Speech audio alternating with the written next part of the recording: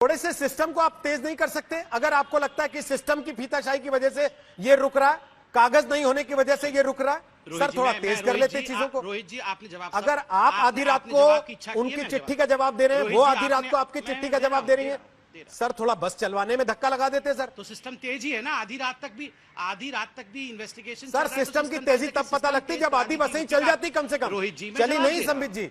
रोहित जी आपने सवाल पूछा, बिल्कुल सुना मैंने, मैं 10 सेकंड में जवाब देता हूं क्योंकि बाकियों के पास भी आपको जाना है। आपने कहा उत्तर प्रदेश के सिस्टम को तेज कर दीजिए। रोहित जी आपको याद होगा मैं परसों आपके साथ डिबेट में था, यहीं से बैठ के डिबेट कर रहा था कि किस प्रकार गाजियाबाद के रामलीला मैदान में हजारों की संख्या में श्रमिक इकट्ठे हो गए थे 4 घंटे के अंदर। श्वेता जी वहां मौजूद थी, 4 घंटे के अंदर इतने तेज सिस्टम ने अच्छे से मैनेज किया, बसें थी वहां पे, सबको अपने घर पहुंचाया। आज आपने तय किया है सिस्टम कि इन मजदूरों को हमें ऐसे घुमाते ही रहना सड़क पे, मर जाएंगे सड़क पे, साइकिलों पे धक्के खाएं, पैदल इनकी टांगें टूट जाए, इनकी लाशें गिर जाएं, ये ट्रकों के नीचे कुचले जाएं, हम इनको घुमाते रहेंगे ऐसे ही। बिल्कुल ये आपने तय किया?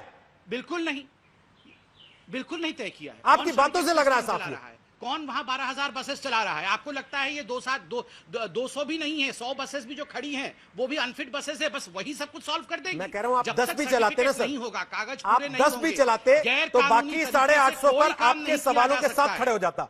लेकिन आपने एक भी बस नहीं चलने दी, आप बैठ गए उसके आगे कुंडली मारकर, क्योंकि आप लोगों ने तय किया कि राजनीतिक नंबर गेम में हमारे नंबर से ज्यादा ना हो जाए इनका नंबर कहीं।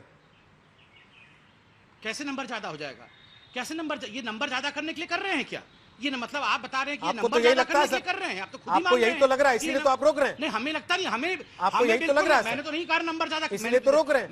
मैंने इतने देर तक एक्सप्लेनेशन दिया, कहीं भी नहीं कहा कि वो नंबर ज्यादा करने की कोशिश कर रहे हैं। मैंने कहा इनके पास नंबर है तो कम से कम कांग्रेस शासित राज्यों की तो चिंता करे। बांद्रा में क्या हो रहा है? मैं अभी पूछूंगा राजस्थान में क्या हो रहा है, मैं आराधना जी से सवाल पूछूंगा। राज्यों में क्यों नहीं कर रहे हैं? पूछते रहिए ये सवाल कांग्रेस से, रोज पूछिए, 4 बार पूछिए, 5 बजे भी पूछिए, 6 बजे भी पूछिए, आज तक पे बैठ के। लेकिन इस सवाल का जवाब तो आपको देना पड़ेगा कि आपने बाकी की बसें चलने क्यों नहीं दी।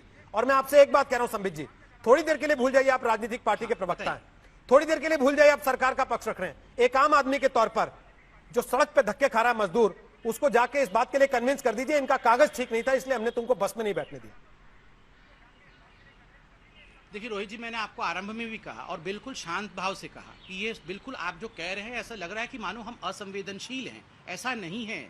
अगर कागजों के बिना आप कोई भी कार्यवाही करते हैं और खास करके जब आप सरकार में बैठे हुए हैं, मुख्यमंत्री हैं, तो उसका एक बहुत बड़ा भुगतान बाद में अनहोनी होने पे आप ही को करना पड़ता है। सर, और देखिए रोहित सरदाना उस समय भी मुझे नहीं छोड़ेगा, उस समय भी मुझे बहुत चिल्ला के रोहित जी पूछेंगे कि अरे संबित पात्रा जी आप बताइए बिना कागज वाली गाड़ी में आपने क्यों भेज दिया, उसके पास तो फिटनेस सर्टिफिकेट ही नहीं था।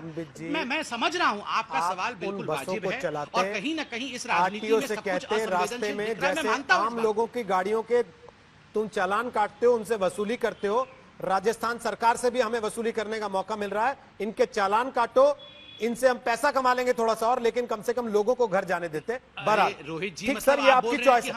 हम सरकार आपकी है सर, कागज नहीं है हम उसको चलने दें। आम आदमी क्या सर, सरकार आपकी है, उसके क्या बिसात, वो तो खड़ा रहेगा वहां चौराहे पे सर, इंतजार करता रहेगा कि आप ओके करेंगे तो बस चलेगी। एक राज्य में सरकार हमारी है, दूसरे राज्य, ठीक है सर रोहित जी, एक राज्य में सरकार, मैं तो कह रहा हूं ना सर, दोनों राजनीतिक पार्टियां, आप दोनों का दावा ये है, कागज नहीं है, आप दोनों का दावा यह है कि हम मजदूरों का भला चाहते हैं, वो भले के लिए बस चला रहे हैं, आप भले के लिए बस रोक रहे हैं सर। दोनों का दावा भला करने का है और दोनों की भलाई के चक्कर में वो मजदूर सड़क पे अपनी ऐसी की तैसी करा रहा है पिछले 3 दिन से इंतजार में कि शायद कोई बस चलेगी तो मुझे बैठने का मौका मिल जाएगा।